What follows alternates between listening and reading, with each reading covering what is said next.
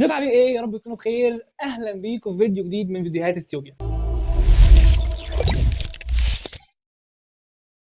تعرف ايه يا صديقي عن اكبر سجن في العالم؟ مش الطوب والاسمنت ولا حتى الحديد. اكبر سجن في العالم يا صديقي هو دماغنا. بكلمك بجد صدقني، احنا اتربينا من واحنا صغيرين على كلمه اسمع الكلام، خليك عاقل، ما تفكرش كتير، ما الناس كلها بتعمل كده. طيب لو الناس كلها ماشيه غلط، امشي انا برضو وراهم؟ في ناس بتموت وهم لسه ما اكتشفوش نفسهم، ما جربوش حاجه جديده، ما سالش نفسه حتى احنا ليه بنعيش كده وليه ما نعملش العكس. وكل ما تيجي تفكر بطريقه مختلفه تلاقي اللي حواليك بيقولوا لك خليك طبيعي يا عم، ما تعكش، انت فاكر نفسك مين؟ يعني انت هتعمل لي فيها عالم؟ مش صح؟ بيحصل كده. بس اللي غيروا العالم كانوا زينا كده بالظبط، بس ما سمعوش للكلام ده. الفيديو ده الصراحه مش علشان نقول فكر بره الصندوق، لا، ده علشان نعرف هو فين الصندوق اصلا. طيب يعني ايه بقى الصندوق وليه احنا محبوسين فيه؟ الصندوق هنا صديقي مش قصدي على كرتونه ولا صندوق خشب ولا على حاجه ملموسه، قصدي بالصندوق هنا هو كل حاجه عملناها من غير ما نسال ليه. يعني مثلا لما يقولوا لك خد كليه محترمه علشان تطلع بني ادم، ده على اساس ان انا حاجه تانية. اشتغل شغلانه مضمونه حتى لو بتكرهها، الجواز بدري احسن والامان اهم من الشغف. دي كلها حيطان بتتبني حوالينا من غير ما نحس، بتترسم حوالين دماغنا وتقفل علينا. المشكله مش ان الناس وحشه او عاوزين يضروك، المشكله انهم كمان كانوا محبوسين جوه الصندوق وسلموه لك من غير قصد. وطبعا بما انك شاطر ومؤدب دخلت جوه الصندوق وقعدت بادب.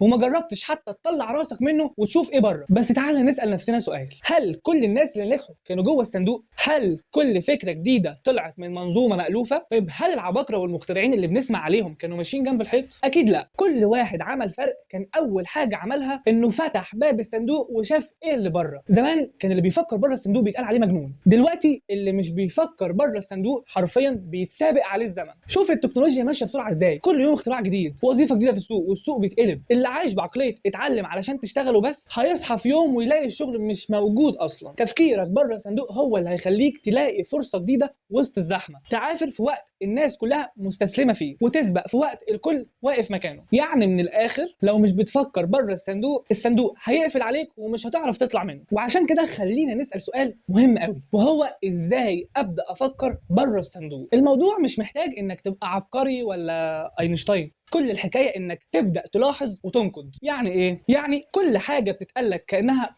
عادي او اهو كده وخلاص يا عم، مشي نفسك. اسال نفسك سؤال، ليه ومين اللي قال كده؟ ما هو ممكن نعملها بطريقه تانية. التفكير بره الصندوق بيبدا من اللحظه اللي بتبتدي فيها تبعد عن القطيع وتبدا تستخدم دماغك بدل ما تمشي على الطريق العقيم المرسوم. اكيد فهمني طبعا. كل الاختراعات اللي غيرت العالم بدات بدماغ قالت مش عاجبني كده، نجرب حاجه جديده. الموضوع مش سهل انا عارف، بس مش مستحيل. اول حاجه الناس هتقول عليك غريب، وبعد فتره نفس الناس دي هيسالوك ازاي عملت كده. خدها قاعده يا صديقي، اللي بيفكر بره الصندوق في الاول بيتقال عليه مجنون، وبعد كده بيتقال عليه عبقري. وهثبت لك كمان شويه، يعني مش بس هتبدا، ده انت اللي هتحدد اتجاه السباق اصلا. انت متخيل ان من 10 سنين كانت في شغلانات حلم ناس كتير قوي ودلوقتي اختفت؟ وفي شغلانات دلوقتي بيشتغل فيها ملايين كانت مش موجوده اصلا من كام سنه فاتت. يعني مثلا الذكاء الاصطناعي بدا ياخد مكان ناس كتير قوي، سواء في الكتابه او في التصميم وخدمه العملاء وحتى في التشخيص الطبي. وعندك برضو الروبوتس بقت بتشتغل في المصانع بدل العمال. حتى السوشيال ميديا بقت مصدر رزق لناس كتير قوي، بس لبعض الناس تضييع وقت. اللي بيفكر بالشكل تقليدي هيصحى يلاقي نفسه بره اللعبه اصلا. ليه؟ لانه فضل مستني الطريق المضمون، بس الطريق اتقفل اصلا. اما اللي فكر بره الصندوق هو اللي شاف التغيير قبل ما يوصل. اللي مش بيغير طريقه الطريق هيغيره. ناس كتير قوي بتقول لازم الشهاده، لازم الشهاده، لازم الشهاده، بس عمري ما سمعت حد بيتكلم عن شهاده الخبره. بس خلينا واقعيين، النهارده في ناس معاها شهادات كتير بس مش لاقيه شغل، وفي ناس ما كملتش تعليمها وعامله شركات كبيره، لان المعادله اتغيرت. السوق دلوقتي بقى بيدور على حلالين مشاكل، مش ناس حافظه كلمتين في كتاب. بيدور على اللي عنده افكار جديده، مش اللي بيجاوب على نفس السؤال من 10 سنين. بيدور على اللي بيخلق فرص مش مستني الفرصه. يعني ممكن يكون واحد دارس هندسه وعامل ماجستير وعامل دكتوراه كمان، وواحد تاني فتح كافيه صغير وخلاها سلسله فروع كبيره، ممكن يبقى انجح منه ب 100 خطوه، لانه فكر بره الصندوق، شاف نقطه ضعف في السوق، شاف فرصه الناس مش شايفينها واستغلها. اكبر عدو للابداع هو انك تستنى الفكره الكامله او الخطه المثاليه، واللي بيستنى الكمال عمره ما هيبقى. انما اللي بيفكر بره الصندوق بيقول انا هبدا،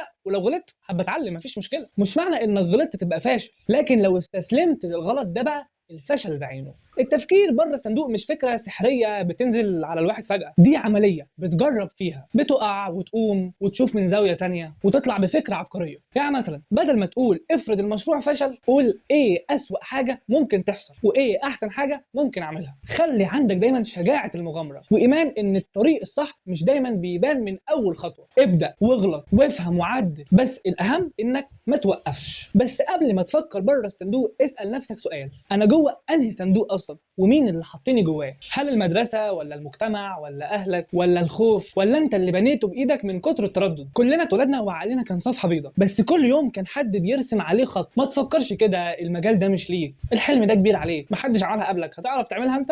وفجأة ما تبص معايا يا متر عشان لا احكي لك. مؤاخذة أصلي سرحت. قول وفجأة كده تاني.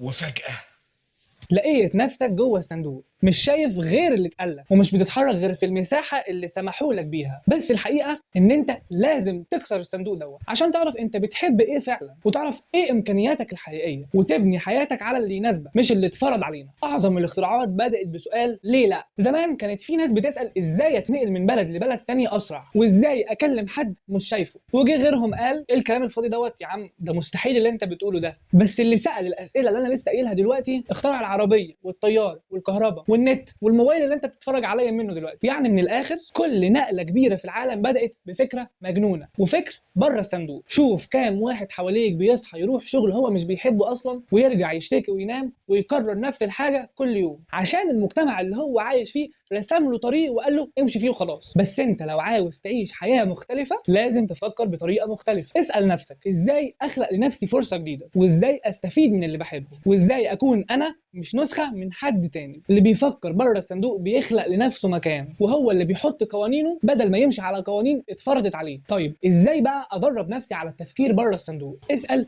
ليه كتير، حتى لو السؤال غبي. كل ما تسال ليه وتشك عقلك بيبدا يطلع بره الصندوق. غير الروتين واكسر العاده. يعني مثلا بدل ما تبدا يومك بالموبايل افتح مثلا كتاب اقراه. بدل ما تشتغل في مكانك اللي متعود عليه غير القعده او الكافيه. تصدق لايقه حلوه دي. كل تغيير صغير بيفتح مخك على زاويه جديده. حط نفسك في تحديات، ادخل مسابقه، حل مشكله، جرب تتعلم حاجه جديده مش في مجالك. المخ زيه زي العضله، لو مرتاح على طول هيركن. وانت بتفكر ما تقولش لا دي فكره غريبه، سيب دماغك تسرح براحتها، وبعد كده فلتر وشوف ايه ينفع وايه ما ينفعش. فكر في الحل مش في المشكله. يعني بدل ما تقول المشكله كبيره ومش هتتحل، اسال نفسك لو في حل كان هيبقى شكله ازاي. السؤال ده لوحده بيجبر دماغك تخرج من الصندوق وتدور على حلول مش مألوفة. وفي الآخر يا صديقي فكر بره الصندوق، يمكن تكتشف إنك كنت محبوس جواه من سنين والمفتاح كان أصلا في جيبك طول الوقت.